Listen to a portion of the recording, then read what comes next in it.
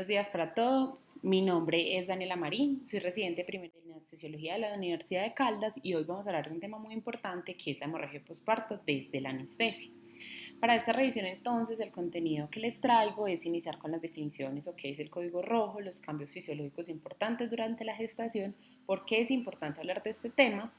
el manejo multidisciplinario, las consideraciones anestésicas y finalmente pues como unas conclusiones para llevar a casa. Vamos a empezar entonces con la definición de código rojo, que dependiendo de donde lo leamos, las diferentes sociedades obstétricas dan, digamos, como unas definiciones diferentes para cada escenario. Sin embargo, digamos que mundialmente será reconocida una de las más mencionadas, que será la pérdida de cualquier cantidad de sangre que ocasione signos de inestabilidad. Otras sociedades como la COC mencionan que la definición o la activación del mismo será cuando haya una pérdida de alrededor de 1000 centímetros cúbicos con signos y síntomas en las primeras 24 horas posparto y en sí, digamos que también es bien establecido que se considere un sangrado por encima de 500 requieren una vigilancia estrecha y poder anticiparse a lo que probablemente será una activación de código rojo. Entonces, en general, las definiciones varían, pero digamos que la principalmente aceptada será cualquier cantidad que me pueda ocasionar signos de inestabilidad y que requiera pues una activación, un manejo inmediato, dado que se puede poner en riesgo la vida pues, o la estabilidad de la madre. En cuanto a los cambios fisiológicos, está claro que esto es importante, dado que esto pues genera diferentes factores de riesgo que también debemos como tener en cuenta. Entonces, lo primero es que el volumen sanguíneo uterino en estado de gestación y más cuando se acerca al tercer trimestre, estamos hablando de que representa alrededor de 500 a 600 mililitros por minuto, que sería alrededor del 20 al 25% del gasto cardíaco.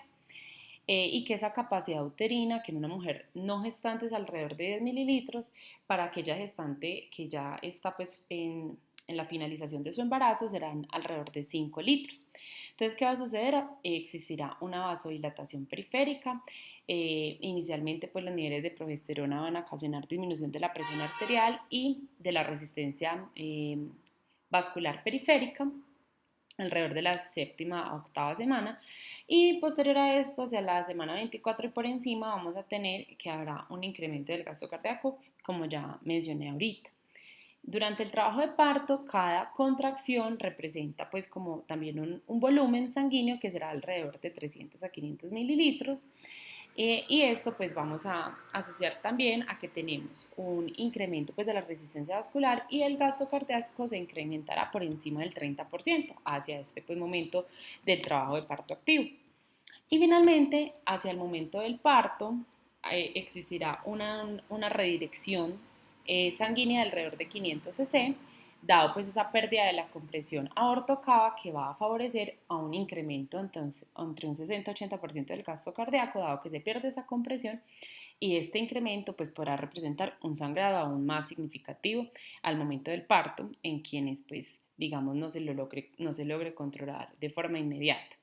Otros cambios también importantes serán la anemia dilucional entre 11 a 12 gramos sobre decilitros y pues la necesidad del manejo, inclusive pues desde antes cuando la hemoglobina cae por debajo de 11 a 10.5 porque como vimos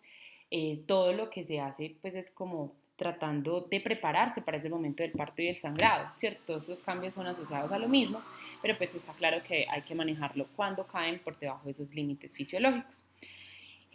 También hay que recordar que alrededor del 8% de las gestaciones van a tener una trombocitopenia fisiológica, alrededor de 100.000 a 150.000 pues del recuento plaquetario, y que en sí la gestación es un estado procoagulante donde principalmente existirá incremento de factores como 8, 10, 12, el fibrinógeno que ahorita también lo mencionaremos y por qué su importancia en estos casos, y el factor de von Willebrand con disminución en los niveles de plasminógeno. ¿Por qué es importante entonces hablar de este tema? Miren que del mundo pues sigue siendo una de las causas, digamos, de muerte obstétrica más importantes. Alrededor del 2019 se consideró que existía pues entre 50.7 pues, muertes asociadas a hemorragia por posparto por 100.000 nacidos vivos. Y para ese momento, pues digamos, no se logró esa meta de la Organización pues, de la Salud hacia el 2015, donde proponía pues, que para esta fecha existiera un valor mucho menor. Y en cuanto a la mortalidad materna para el 2020, se consideró e inclusive existió un aumento con respecto a la previa, también se puede atribuir pues a la pandemia COVID que tuvimos en ese momento, pero los valores fueron alrededor de 66 sobre 100.000 nacidos vivos, ¿cierto? Y en la distribución mundial, como podemos observar acá, en toda la parte del África subsahariana y en países, digamos, de menores de medianos y bajos ingresos podrán existir tasas tan, digamos, tan alarmantes como por encima de 560 inclusive. Y en países pues como el nuestro, digamos que están ahí sobre los valores que logran estos porcentajes, siempre buscando metas que sean mucho menores. Miren, lo mismo sucede, digamos, en las partes pues como más alejadas de nuestro territorio, como se observa acá, existirá pues un incremento en la mortalidad asociada a la hemorragia postparto, digamos como en el centro del país donde pueden haber mayores recursos o una red de atención mucho más completa, pues digamos esto cae, indicando que esto son unas muertes prevenibles y que siempre y cuando se haga una atención oportuna, estas mortalidades pueden disminuir. Y este, que es, digamos, el reporte epidemiológico de la segunda semana del 2023, les quería mostrar que sigue siendo, pues, tanto el trastorno hipertensivo asociado al embarazo como la hemorragia postparto de las principales causas de mortalidad, seguido, pues, de la sepsis. Entonces, digamos que estos serán siempre los objetivos, poder disminuir esta mortalidad asociada a estas principales causas, no olvidando, pues, la obstétrica, que es lo que nos corresponde hablar hoy, y en la cual, pues como veremos, hay muchas estrategias buscando impactar en la reducción pues, de este tipo de muertes que claramente son catastróficas. Entonces, ¿cuál será el objetivo? Será el objetivo entonces que para el 2030 tengamos menos de 30 muertes por 100.000 nacidos vivos. Estamos un poco alejados de esa meta, como vimos en los mapas que les mostré, pues en los reportes epidemiológicos, pero pues digamos que el objetivo de este tipo de charlas y de este tipo de actualizaciones es que podamos reconocerlo, actuar de manera temprana y poder pues digamos evitar y pues llegar digamos como a estas metas. Entonces, para, digamos, hacer esto un poco más dinámico y contextualizar, vamos a traer un caso clínico que nos va a ir indicando cómo qué hacer. Entonces, vamos a tener una paciente de 15 años, O positivo, en cuanto a sus diagnósticos era su primera gesta, ningún parto previo, embarazo de 38 semanas con un RCIU tipo 1, no manifestaba pues previamente ninguna patología de importancia, estaba ya en la fase expulsiva del trabajo de parto y pues digamos se traslada pues a la sala considerando pues que se iba a dar un parto de vértice espontáneo. Efectivamente, se consideró parto de vértice espontáneo a las 3:46 de la mañana, se calcula un sangrado aproximado de 600 cc, mejoría con masaje uterino, se administran 10 unidades internacionales de oxitocina y continúa con sangrado escaso. Se administran las 3 que se dejan en infusión, las 30, perdón, unidades internacionales más que se deja en infusión de oxitocina con mejoría del sangrado, se observa el desgarro y se corrige. Al examen físico en este punto tenemos una paciente pálida pero que está alerta con una frecuencia cardíaca de 100 latidos por minuto, una presión arterial de 98/60 y se continúa el masaje uterino con persistencia del sangrado. Cuando vamos a valorar, digamos, las compresas que se utilizaron durante el parto, vemos que tenemos 1, 2, 3, 4, 5, 6, digamos, compresas realmente pues bien impregnadas. Entonces se considera que pronto estamos ante un sangrado importante en este momento. ¿Qué manejo a seguir teniendo en cuenta lo que ya se manifestó del cuadro clínico de la paciente y los hallazgos pues como que vimos ahí tratando de calcular? Entonces siempre debemos tener en cuenta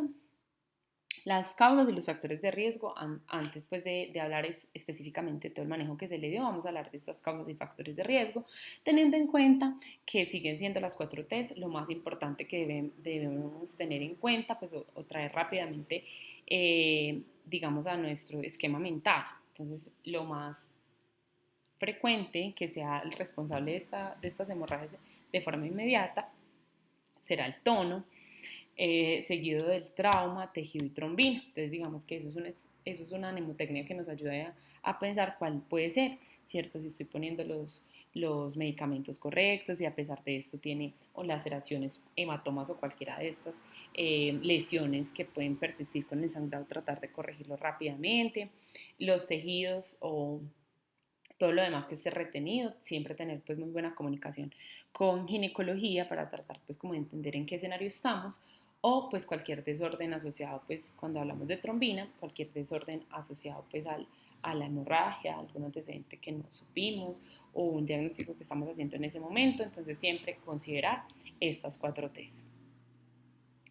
Y vamos a poderlas dividir, digamos, como en las que son al momento de la admisión, o sea, al momento en el que la paciente ingresa y que yo pueda, digamos, identificar estos factores de riesgo. ¿Quiénes tendrán un incremento de esto? Pues aquellas que sean gestación múltiple, el antecedente de una miomatosis uterina, que haya manifestado que en el parto previo ha tenido un sangrado importante con necesidad de transfusión, de estancia en UCI, todo esto pues nos va a dar unas indicaciones de poder, digamos, alertar a nuestro equipo de que puede volver a hacer algún tipo de hemorragia postparto. Cicatriz uterina, ¿cierto? Ya las que son precesariadas, inclusive más de una vez. Los que tengan más de 4 partos previos, aquellas madres con obesidad que también lo hemos visto con incremento en los últimos años, madres obesas o pues con bebés macrosómicos o que tenga pues algún antecedente o estudio que manifieste pues que tenga placenta previa.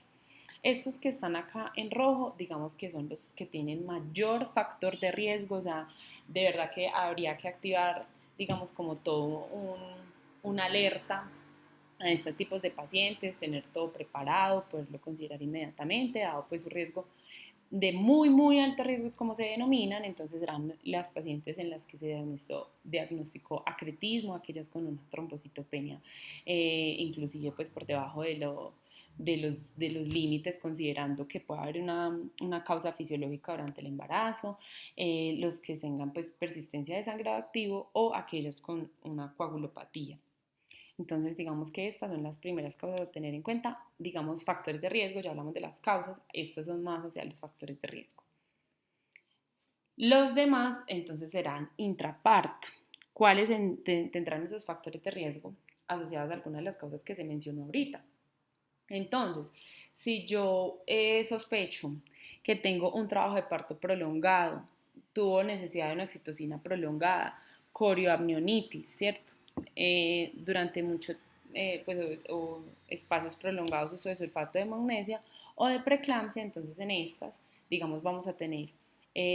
pues una precaución de que tiene todos los factores o alguno de estos los cumple para tener una hemorragia asociada de forma significativa. Y durante este punto, estas que son en rojo, las quiero resaltar porque son las que más debemos tener precaución, será entonces la sospecha de abrupcio o un sangrado activo, pues que aunque yo lo maneje, no lo logro controlar. Y finalmente en el posparto, entonces alerta en aquellas, pues en las cesáreas, que a veces pues ahí al manipular los campos no nos estamos dando cuenta de que tienen un volumen significativo, no digamos, nos alertamos, pero cuando se levantan los campos podemos evidenciar que el sangrado, digamos, sobrepasa esos límites que mencionamos. Los partos instrumentados, aquellos que conllevan trauma genital, un parto precipitado, aquellos con distosia de hombros. Y esta, en posparto, que haya un abrupcio oculto, no lo haya identificado y se me presente una inestabilidad en la materna, una inversión uterina, finalmente un embolismo de líquido amniótico, ¿cierto? Como les mencioné, estos en rojo son, digamos, los de muy, muy alto riesgo y a quienes debemos inclusive anticiparnos mucho más o preparar todo antes de, y pues si ya lo diagnostico, digamos, poderlo manejar de una forma mucho más precoz. Bueno, entonces en cuanto a, digamos, las diferentes asociaciones o esta alianza para la innovación de la salud materna o estos bundles que hablan pues como de la seguridad específicamente para el sangrado obstétrico, digamos, hacen como unos diferentes protocolos o unos esquemas que serán, digamos, mencionando acá bastante importantes. ¿Cuáles son lo que mencionan ellos en estos, como en estas actualizaciones, en estos consensos, específicamente en estas maternas? o que ha demostrado que puede implementarse en los diferentes servicios para poder impactar en la mortalidad. Entonces se menciona como lo que les presentaba en estas sociedades, básicamente es que hay un equipo, que haya un equipo de respuesta, tanto un equipo integrado de obstetricia, anestesiología y enfermería, dado que estos equipos, pues digamos, de alta eficiencia, van a favorecer que la respuesta sea oportuna y que sepamos ante cualquier escenario cómo reaccionar. Que haya un manejo de emergencias estandarizado, es decir, manejo por etapas, listas de verificación, checklist y todo esto que se cumpla, digamos, de forma homogénea, va a favorecer que también haya un impacto a la activación de estos códigos, que hayan protocolos de hemoderivados y de transfusión masiva, básicamente, porque si ya reconocemos que tenemos el protocolo y demás, poder garantizar que aquellas que hayan rechazado, testigos de Jehová, aquellas que o la familia no lo desea así o en definitiva no, ya se venía estudiando a la paciente y digamos no se logró que ella aceptara los hemoderivados, poder tener otras estrategias en mente, que esto haga parte del protocolo para poder, digamos,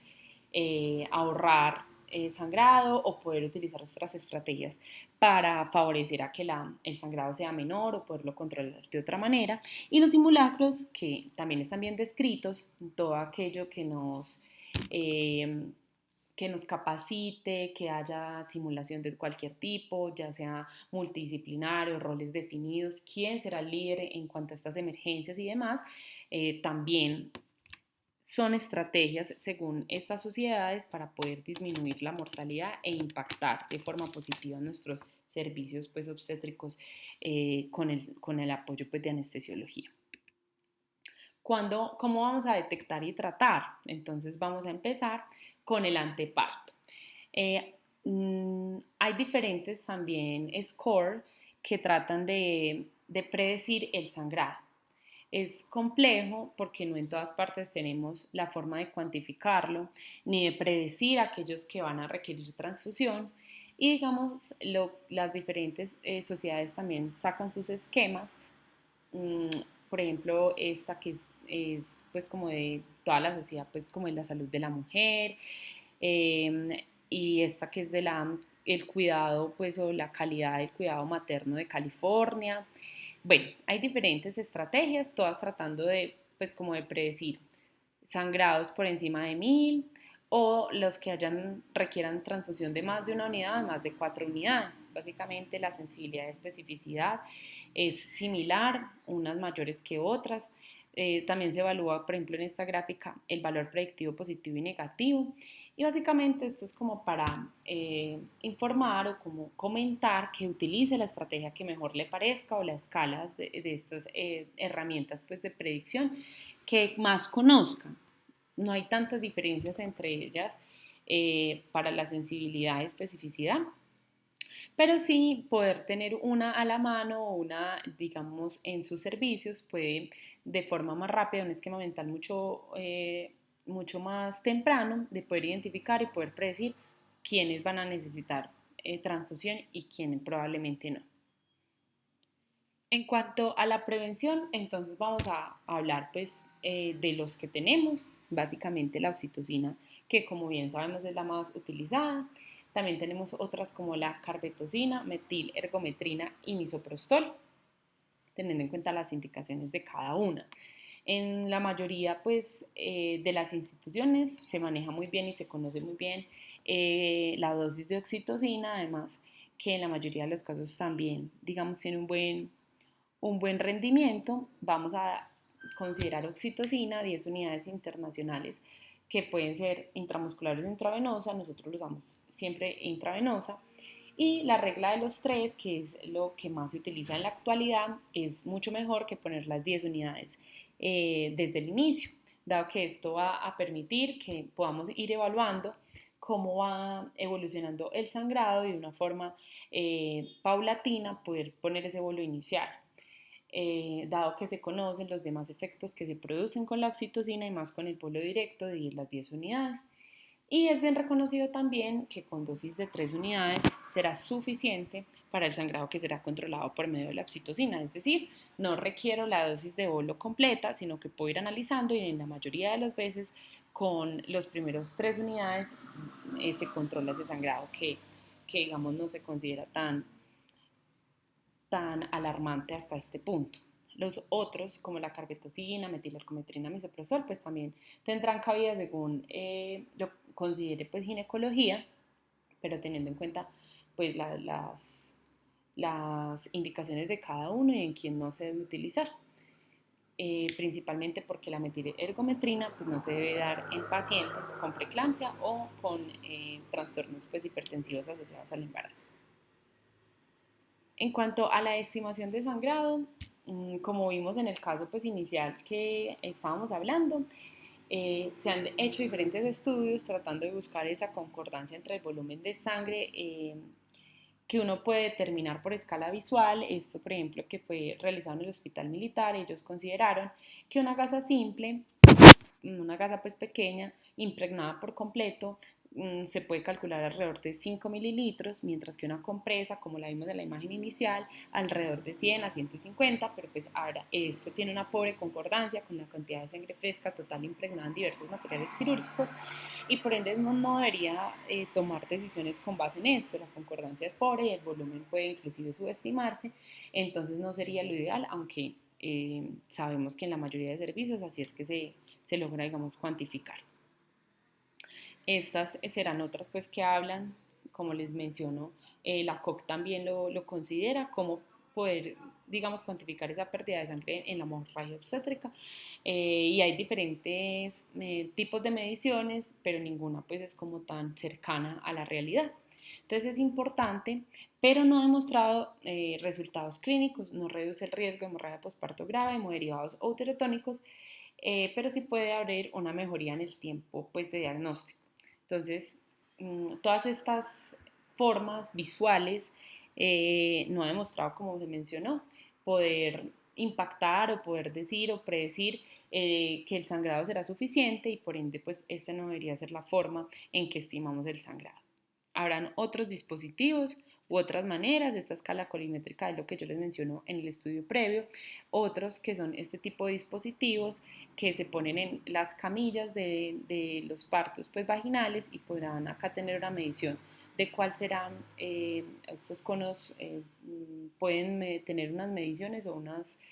cantidades acá que se miden, se cuantifican y yo puedo tener una idea del sangrado sin considerar pues lo demás que tenga impregnado en material quirúrgico. Sin embargo, digamos, esta podría ser una buena opción, poco disponible, pero que nos puede guiar,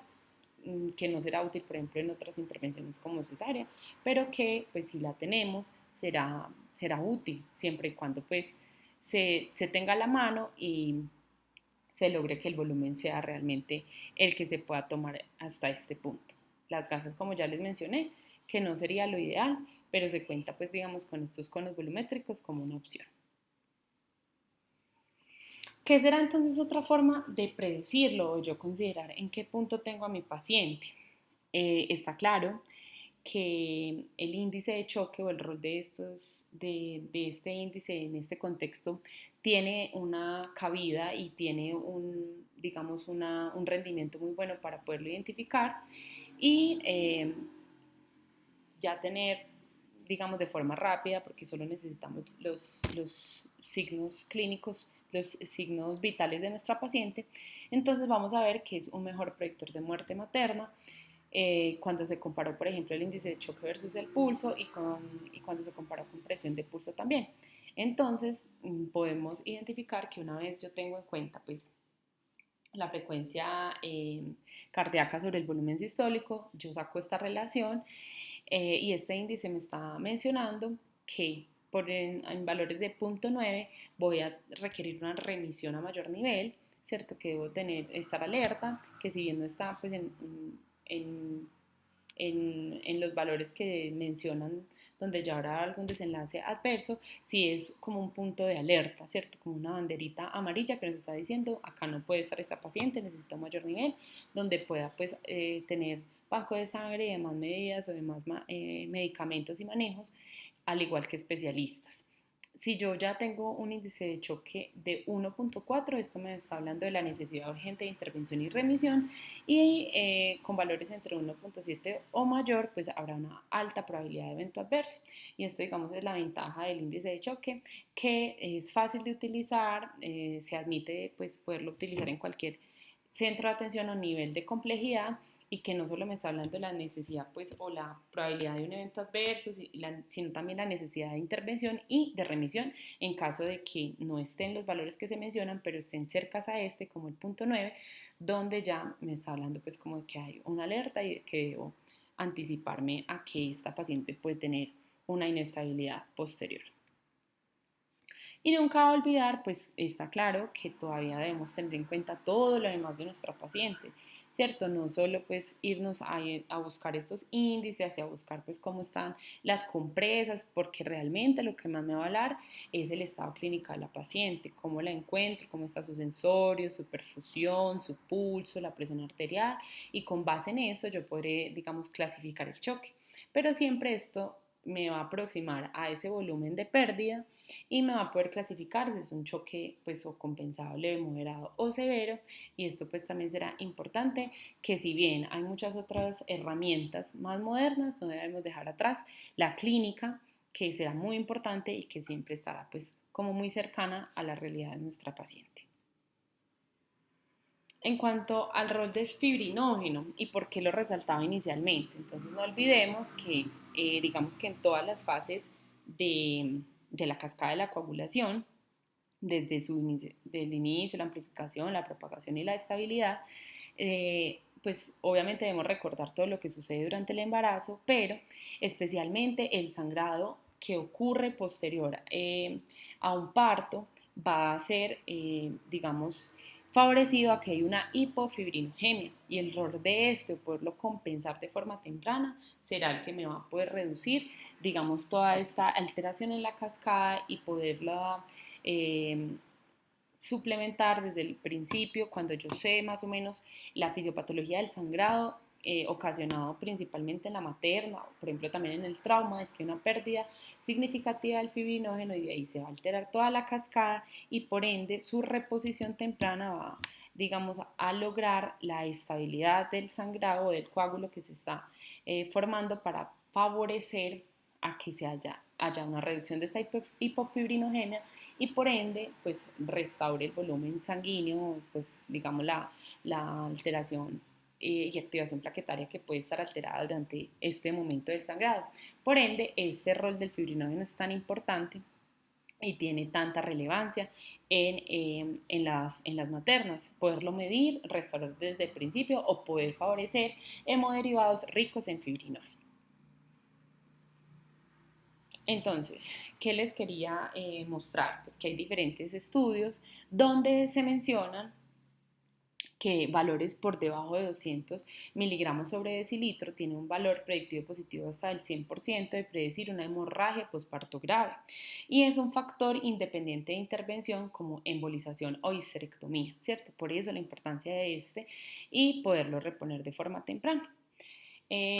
No solo pues considerarlo porque yo activé el código rojo, sino que cada vez más se está estudiando las diferentes formas de realizar su medición, ¿cierto? Entonces, para esto, poder contar en estos servicios, pues, donde hay un volumen importante de maternas, donde haya pues un centro de remisión, un centro de referencia donde maternas con diferentes factores de riesgo sean remitidas, poder contar con un ROTEM o cualquiera de estos tromboelastogramas, digamos en lo que se recomienda en la actualidad para poder correlacionar esos niveles y poder de entrada yo ahorrarme otro tipo de hemoderivados si sé específicamente qué es lo que le está faltando, y eso será lo que le voy a transfundir a mi paciente. Entonces básicamente ese FIB-10 A5 por debajo de 12 milímetros se correlaciona con fibrinógeno aproximadamente 2.2 gramos, y por ende valores por debajo de estos, como mencionamos ahorita, es un factor de riesgo independiente y por ende yo debería considerar su reposición. Entonces, este sería uno de los ítems a evaluar, o el fibrinógeno de Claus cuando este está por debajo de 2 gramos sobre litro. pues yo debería considerar corregir esa coagulopatía en curso. Y siempre, siempre, siempre en las pacientes en las que tengan muy, muy alto riesgo hacer, digamos, esta transfusión de forma muy precoz. Aquellos que tengan abrupción de placenta y embolismo de líquido amniótico, que yo tengo una alta sospecha del diagnóstico de este en una paciente inestable, está claro que lo ideal será transfundir fibrinógeno, dado que por reponerle ese fibrinógeno, tener esos viales, poderlos preparar y favorecer pues su colocación temprana, dado que esto pues reduce el volumen sanguíneo necesario a transfundir y no demostró ningún beneficio en profilaxis. Yo no lo debo poner a todas, ¿cierto?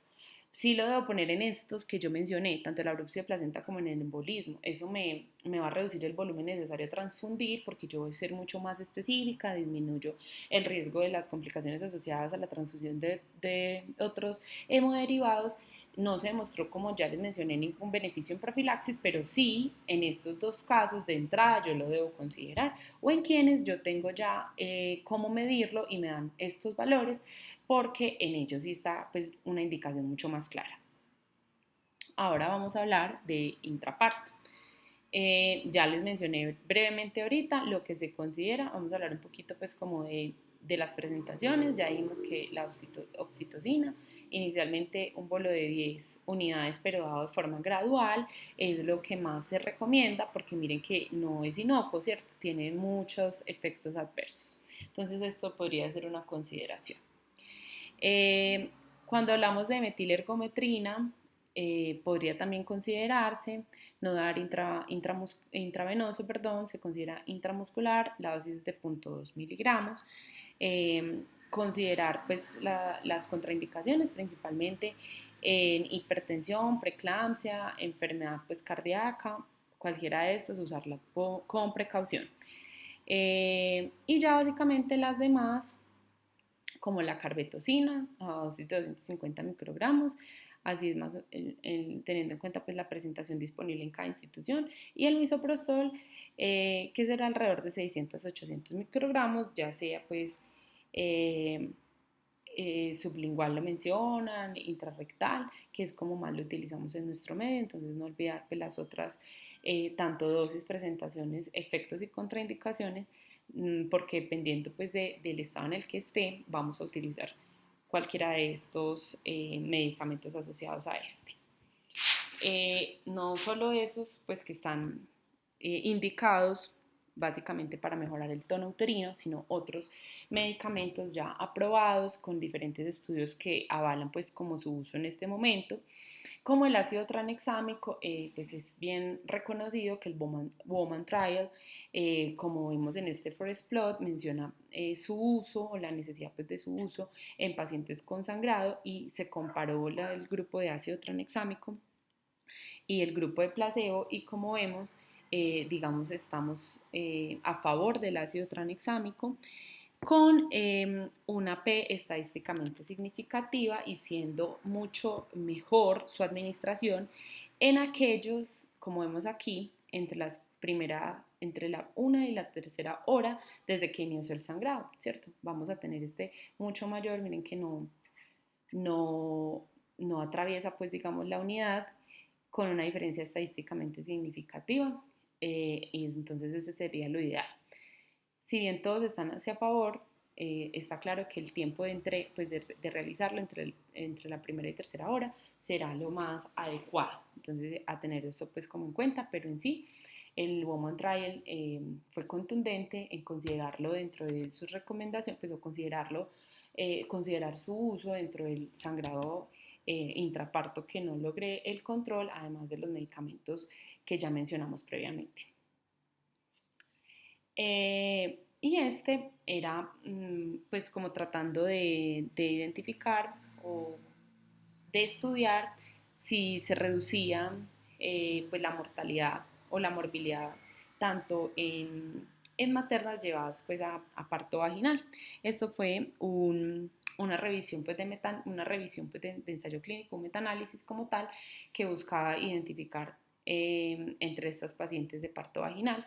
y consideraron que la profilaxis en el manejo activo de la tercera etapa del trabajo de parto puede disminuir o impactar en el sangrado con dosis de 1 gramo intravenoso. Ya en cuanto a los hemoderivados, ¿qué cabe resaltar? Que cuando administramos alrededor de 4 unidades de plasma fresco congelado, eh, miren que las concentraciones de estas 4 unidades, donde yo le estoy transfundiendo 1000 centímetros o mililitros a nuestro paciente con bajas concentraciones de fibrinógeno, no será el objetivo, no es lo que yo quiero garantizar, porque ya vimos que el problema de ellas es que hay una disminución o un compromiso en el fibrinógeno. Entonces hay que tener en cuenta esto, es mucho mejor, por ejemplo, garantizar 2 unidades de crioprecipitado o dar concentrados de fibrinógeno si lo tenemos disponible, dar directamente 4 gramos. Recordemos que los viales vienen de 1 gramo, entonces con 4 de estos sería, digamos, mucho mejor que poner el plasma fresco congelado de entrada. Pues ya si claramente no los tengo, esto sería pues lo que yo utilizaría, pero si tengo el crioprecipitado del fibrinógeno, esto sería mucho mejor, dado que tienen pues las concentraciones mucho mayores de fibrinógeno con menos volumen que tenga que soportar la paciente. Además pues de las 4 unidades de glóbulos rojos y una féresis de plaquetas, pues ya como protocolo de transfusión masiva, pero recordemos siempre en ellas que si yo ya tengo el diagnóstico, como les mencioné ahora, o si yo tengo las pruebas tromboelastrográficas y yo ya sé que ese es su problema, aunque de entrada lo reconocemos, pues lo ideal sería de una poder garantizar que sea crioprecipitado fibrinógeno, dado que estas tienen concentraciones mucho mayores. Y ya hacia el posparto, pues además de considerar todas estas estrategias, pues el balón de Bacri, pues que está claro pues que el reconocimiento de tanto del equipo como de ginecología favorece pues a su colocación también de forma inmediata en caso de que no logre el control con las demás estrategias, y el traje antichoque que está disponible en nuestra institución y que poder reconocer su uso, que todos estemos familiarizados en qué momento ponerlo, o sea, es vital y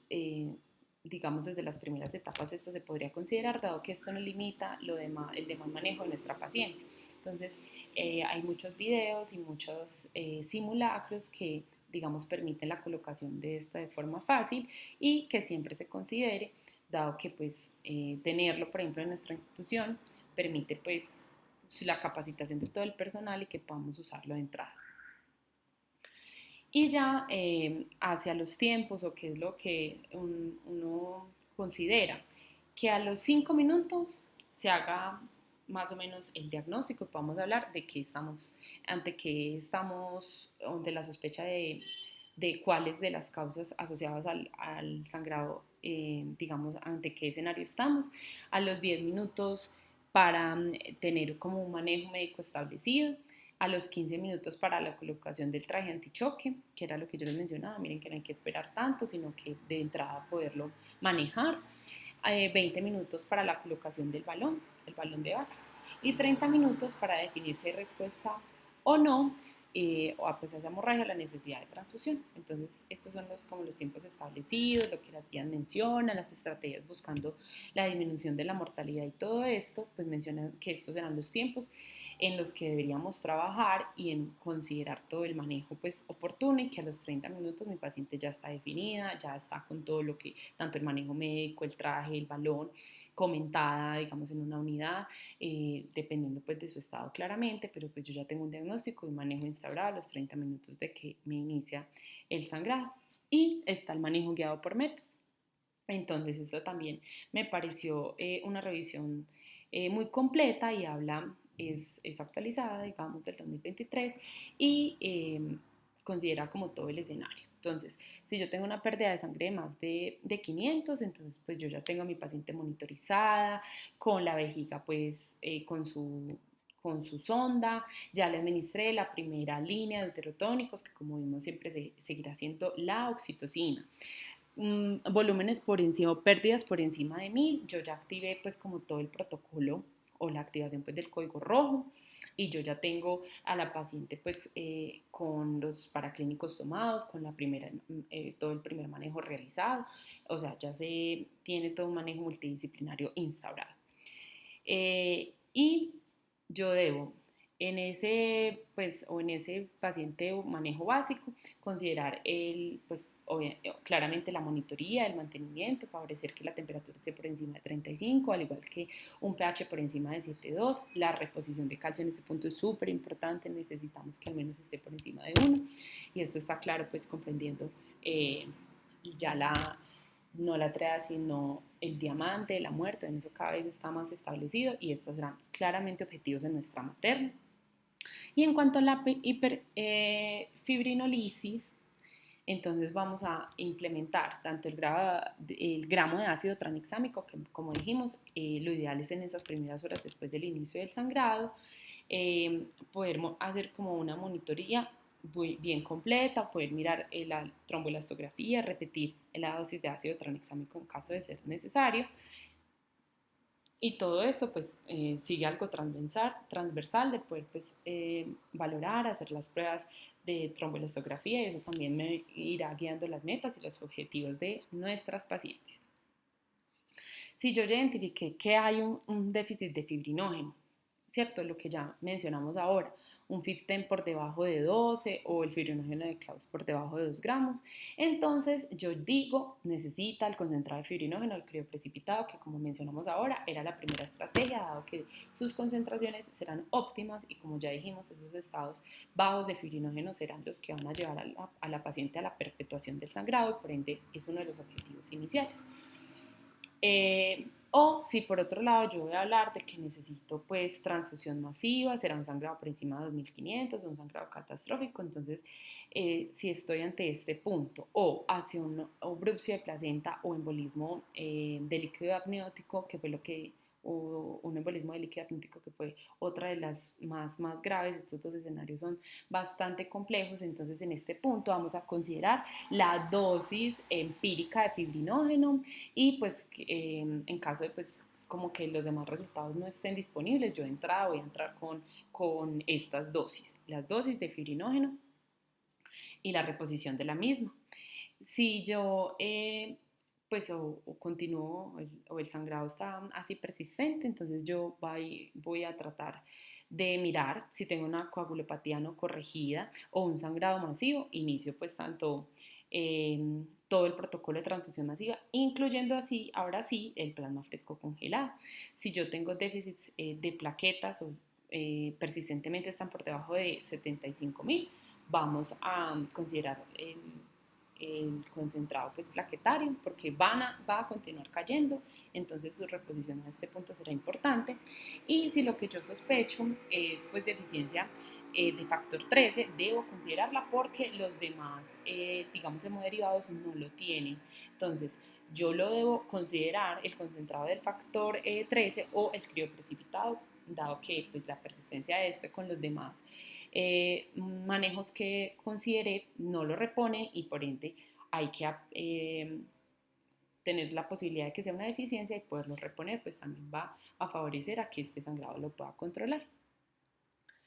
Entonces pues ya básicamente dijimos, entre 7 y 11 voy a poner 4 gramos de fibrinógeno y si este mismo, el ROTEM, está por debajo de 7, que será aún mayor, pues el compromiso, entonces necesito también una dosis incrementada, que en este caso serán 6 gramos. Listo. Después, pues como del sangrado, o si yo ya consideré que pues ya pasó ese tiempo o lo estoy logrando controlar, entonces no olvidar la tromboprofilaxis, heparina bajo peso molecular a las 6 horas. Y si yo tuve más de 1000 cc y hubo necesidad de transfusión, considerar pues, la dosis de heparina de bajo peso molecular. Y si la anemia es persistente por debajo de 8, suplementar con hierro entre 1 y 2 días posterior. Estos otros son, digamos, ayudas también visuales, me ayudan a tener en cuenta todo lo que hay que hacer, es muy completo, es muy gráfico, miren que habla de la detección temprana, y todas estas bolsitas que dijimos que me servían para la recolección son criterios que me ayudan a considerar ese volumen y de forma precoz poder activar, digamos, esa pérdida, ¿no? Digamos, ese código rojo por estas pérdidas. Estos son pues como criterios a juicio pues de la realización de, digamos, como esta infografía. que eso ya lo mencionamos ahora. Considerar pues el masaje uterino será la M, ¿cierto? No olvidemos el emotivo. Y todo se trata de detectar y tratar. Entonces, considerar o persistir con el masaje uterino. Los medicamentos, seguirá siendo de primera elección la oxitocina, además pues del bolo inicial, considerar la infusión posterior al mismo, el ácido tranexámico como ya lo mencioné ahora, 1 gramo diluido en los 200,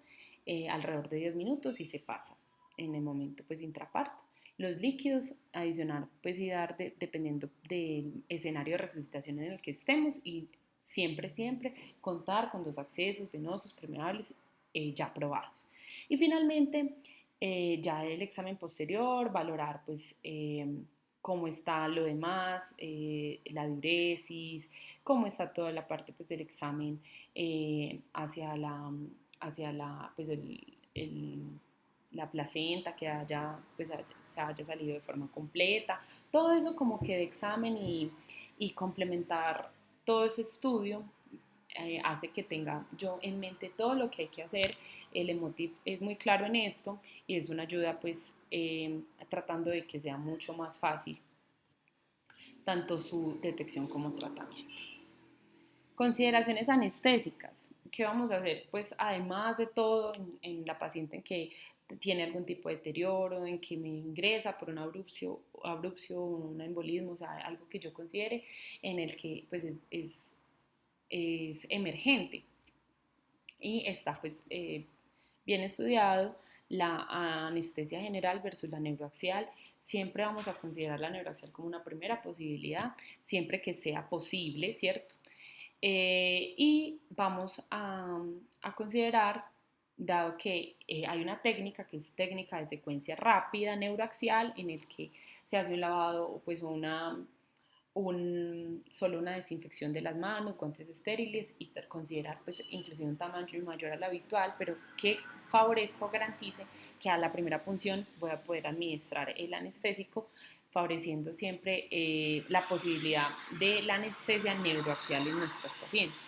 Ya si yo considero que no y es una vía aérea difícil porque todas las maternas son vía aérea difícil, pues haré una secuencia rápida de intubación para una anestesia general, pero la anestesia neuroaxial siempre será esa primera opción y que en caso de que no sea posible, pues haríamos lo que se reconoce como una secuencia rápida, pero la secuencia rápida neuroaxial siempre será una posibilidad. En caso de que ya me vaya pues con la anestesia neuroaxial, considerar pues la anestesia balanceada, favorecer que esto todo sea muy rápido para que no haya depresión respiratoria en el niño, entonces de forma precoz se alista todo, tener todo en sala en caso de necesidad de intubación, se comunica muy bien con el ginecólogo para que de forma temprana o en el momento en el que ellos vayan a iniciar la incisión, o sea, cuando nosotros ya vayamos a administrar los anestésicos como el propofol, la lidocaína que se administraría hasta este punto, la succinilcolina y el mantenimiento con halogenado, pero siempre garantizando que sean MAC bajos, que sea pues como lo más breve posible esta intervención para que no se vea afectado, pues no haya depresión ni ningún desenlace pues desfavorable en el niño, al igual que no tener pues dosis persistentes de halogenados, porque esto también puede causar pues hipotonía uterina y la persistencia pues, del sangrado, que es lo que queremos evitar. En cuanto a la necesidad de línea arterial y catéter venoso central, digamos que eso no es una necesidad inicial, va a depender mucho de la reanimación que va a requerir nuestra paciente. De entrada no se considera, debemos enfocarnos en todo lo demás que necesitamos y está claro que invadir en este punto, además de ser complejo, de ser difícil, puede desviar nuestra atención a lo que realmente nuestra paciente requiere, que es toda la parte pues como de poderlas reanimar adecuadamente, de poderlas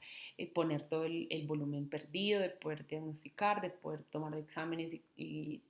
definir nuestras conductas con base en esto. Entonces digamos que esto no es una consideración inicial. Va a depender, claro, como ya mencioné, de la estabilidad, pero no lo vamos a realizar de forma rutinaria. Y la analgesia multimodal, principalmente en aquellas en las que hayan requerido pues, una anestesia general o una anestesia neuroaxial emergente, donde inicialmente puede que no esté al nivel que queremos y ante una emergencia pues es necesario no se logra inclusive a veces explicar muy bien a la materna lo que puede sentir, que la presión o esos cambios sensitivos que se producen ante la anestesia raquídea puede estar distorsionada, pero otras estrategias de analgesia multimodal serán necesarias, en caso, por ejemplo, de una anestesia general, no olvidar los bloqueos TAP o todo lo que favorezca la reducción del dolor posterior pues al parto, una vez que ya se controló el sangrado, que es nuestro principal problema. Eso entonces sería todo. Ahí básicamente pues dimos como unas conclusiones grandes,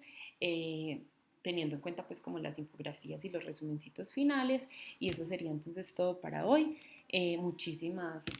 gracias por su atención. Que estén muy bien.